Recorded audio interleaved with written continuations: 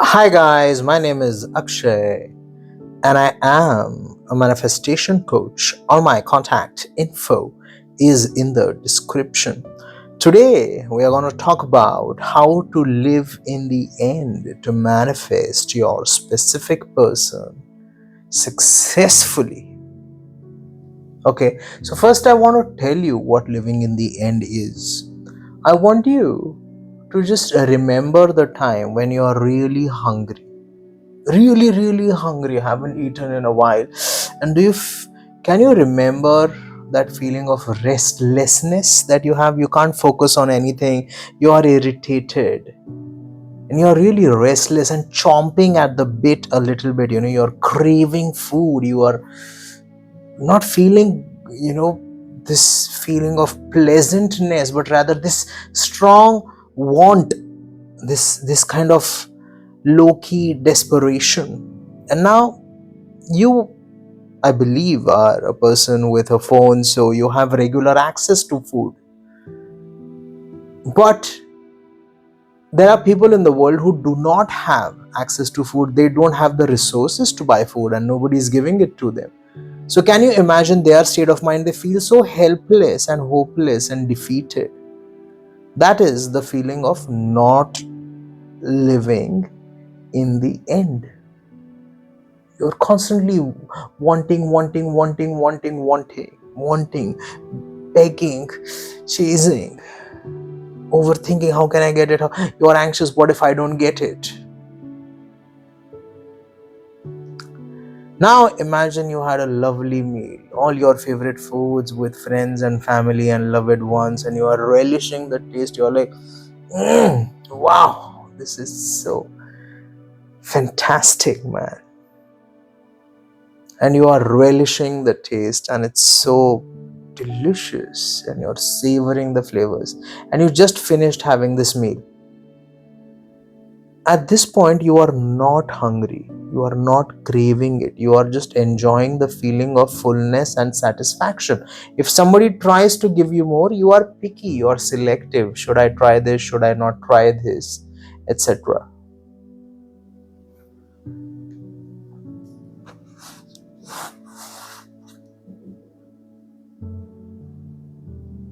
So this feeling of fulfillment, of just enjoying the feeling of fullness and satisfaction, and more importantly, this feeling of no more desperation, longing, yearning, chasing, seeking, no more hunger, just fulfillment and relaxation. And the joy of already having eaten a wonderful meal. This is how it feels like to live in the end. This is the closest example that I can give you. So if you're trying to manifest a specific person, I just want you to consider for 30 seconds that you already got them. Don't even believe it, like just consider for 30 seconds. Tell yourself, what I am thinking now, this is not true, this is fake. Okay, but I just want to consider it and possibly enjoy it for 15 seconds. You suddenly start feeling so relaxed and calm and peaceful. Wow, this is so good. I feel so satisfied and accomplished, and I can feel their love flowing to me, and I can feel their affection flowing to me, and it feels so nice and it's so soothing.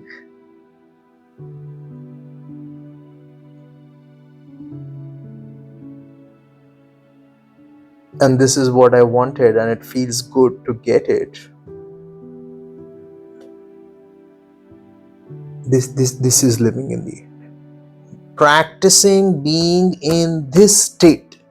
Just for 30 seconds, imagine you got your recipe, you got married to them, and you're like, I'm so satisfied that I got it. There is nothing to manifest anymore. Wow. This is living in the end. That is how living in the wish fulfilled or living in the end feels like for you with respect to your specific person manifestation. So when you are manifesting it, You are not chasing it or thinking of ways to impress them or attract them or to get their attention or something. You are simply practicing being in this state of joy and relaxation and fulfillment and self-assurance and security and empowerment and confidence, man. That's it. You just have to practice that. If you do that, like, you are set, man. You are set.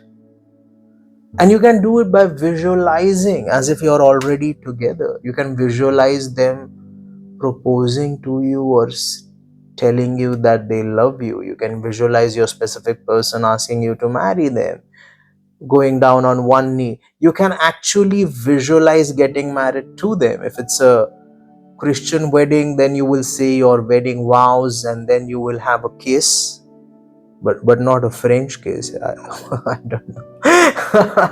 And so you will visualize them standing in front of you looking so smart with their tuxedo, what a suit, whatever, right? And saying your wedding vows and saying, I will love you till death do us part, and I do. And then, the priest will say that you may kiss the bride, and then you guys will kiss, right? And if it's a Muslim wedding, then there will be no kiss. But there will be your own customs and rituals. And you can visualize you participating in those customs and rituals. And if it's a Hindu wedding, then there is this exchange of garlands, these garlands made out of flowers. The bride puts the garland around the groom's neck, and the groom does the same to the bride. And then they have a fire, which is like a sacred fire, and then they walk around it as 7 times, I believe, because they want to be together for 7 lifetimes. Wow. So there are rituals. You can play them out, and you can really tell yourself, if your conscious mind is stubborn, okay, and it's stupid, it is not on your team, it is not on team you, it is on team circumstances. So it's like, I don't believe this, I think this is fake. Tell it to shut up. Tell it, okay, this is fake, but so what? I want to enjoy it. So you shut up and enjoy with me now. You don't have to believe it or anything. You just have to enjoy wholeheartedly. Okay, and loop it. And it could be any scene. It could be you guys celebrating your 50th wedding anniversary. Or it could be celebrating the birth of your kids. It could be anything that implies that you both are together and in a loving, committed relationship, marriage, whatever your desire is. And I want you to loop the scene. Okay. And I want you to rehearse emotionally what it would feel like to already have what you want. So you're teaching yourself emotionally what it feels like to have your manifestation. And so you start thinking like the person and feeling like the person and having the emotions and the mindset and the attitude of the person who already got it. And all of these changes, they're happening within you. So your thinking and the emotions and the feelings are happening after the thoughts, which are affecting your hormones and your biochemistry and your aura or your energy field or your electromagnetism, or as Dr. Joe Dispenza calls it, your electromagnetic field, which is influencing your external circumstances. You just have to rehearse emotionally how it would feel like to have your specific person right now. Really. And now we come to the most important bit, that is consistency.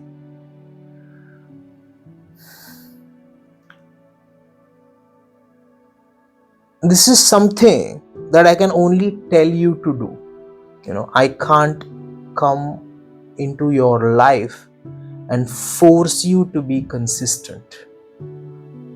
But this is something that you have to do, if you really want to manifest. I had one student from the USA and she was consistent for so long, man. And she eventually, got married to a specific person. And so, I mean, I really applaud her for being so consistent. And I have had, like, I am lucky enough to be part of many success stories, but that person, they really were consistent and their circumstances were really bad, because they were struggling in terms of their finances and career and relationship.